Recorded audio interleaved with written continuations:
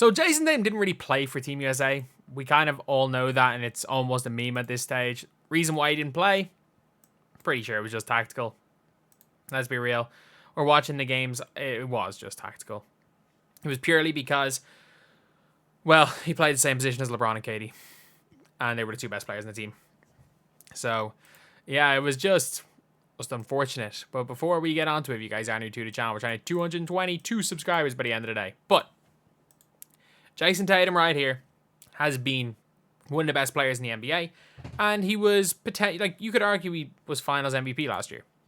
But on his Instagram story he put out, he just said, we will avenge Jayson Tatum. He went and shared that after the Olympics. And a lot of people are like complaining about it, saying, oh yeah, like Jayson Tatum's out here. He's so petty. He's not even happy winning gold.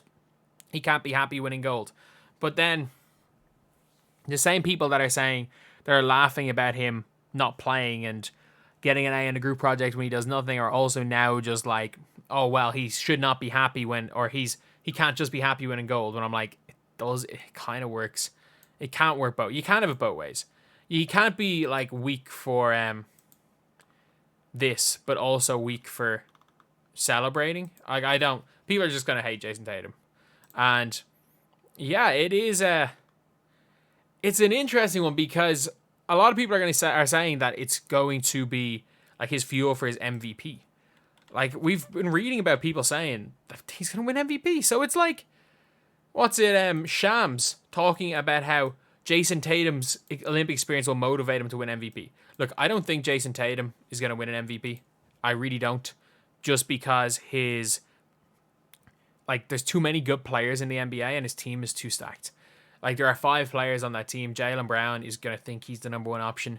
And next season, there's 2 guys that are going to be competing, just like with the KD Warriors, where Steph gave up on MVPs after that. I don't think he's going to win MVP, especially because Jokic is still there. I don't think they're going to give it to him. I think people are now starting to come around to be like, well, wow. Why have we snubbed Giannis all these years? Luka, Shea, Embiid. These are guys who are all going to put up much better statistical seasons than Tatum and are all going to be on good teams anyway. I think Anthony Edwards in that conversation. And as crazy as this sounds, I actually think Victor Wembanyama, even as a second-year player, is going to be in that MVP conversation, is potentially going to be in that MVP conversation if the Spurs win, say, 46, 47 games. Like, if the Spurs somehow sneak into, like, the 5th seed, which they could do. I don't think they will, but they could do it. Victor Wembanyama's there. But I don't mind it. Like, should Jayson Tatum have celebrated for more than 24 hours about winning the Olympic gold? Yeah.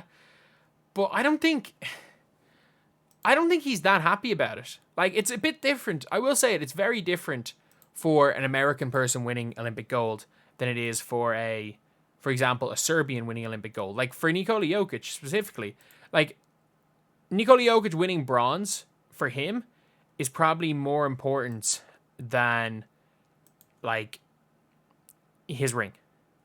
And a lot of people are talking about how, like, Jokic is, or not even Jokic, about, like, the Celtics being world champions. I think even Jokic will say, if you ask Jokic, is he a world champion? He'd say no. I do think that the whole world championship debate, like, Germany are technically world champions, but just like in track and field and a lot of other sports, the Olympic gold is more prestigious than a world championship. This team is Ireland's best national team in the world. There's no ifs, ands, or buts about that. But I don't think Tatum's particularly happy. I think he's happy out to get his gold. I think when he's finished his career, he'll be happy to have gotten a gold. But I don't think at this moment in time he's, like, absolutely over the moon, overjoyed with getting a gold that, not that he didn't deserve, because he did 100% deserve it. I thought when he played, he was good, where he didn't feel like maybe he played as much as he wanted to, where he probably felt he didn't make the impact that he wanted to either. So I can see why he's not particularly happy. But using this for motivation to go and win another NBA title with the Celtics is what he should be trying to do.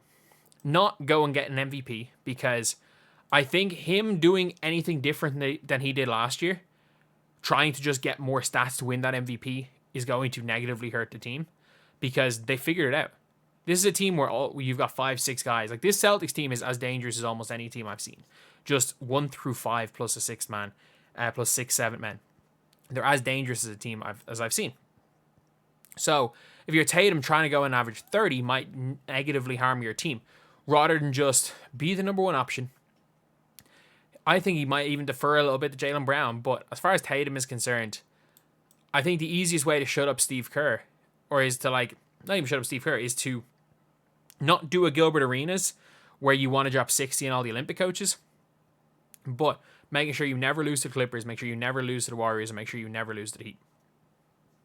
Beat them all. Sweep them all in the regular season. Make those games personal. And rather than going for MVP, just beat those coaches to make sure as hell. In 4 years' time, Tatum is still going to be on the Olympic team in 4 years' time. In 4 years' time, there's no question that he's a starter, which I think is likely the case because two guys playing ahead of him in his specific position are both not going to be on that team. So anyway, that is the video. Thank you guys for watching. Please like, comment, and subscribe.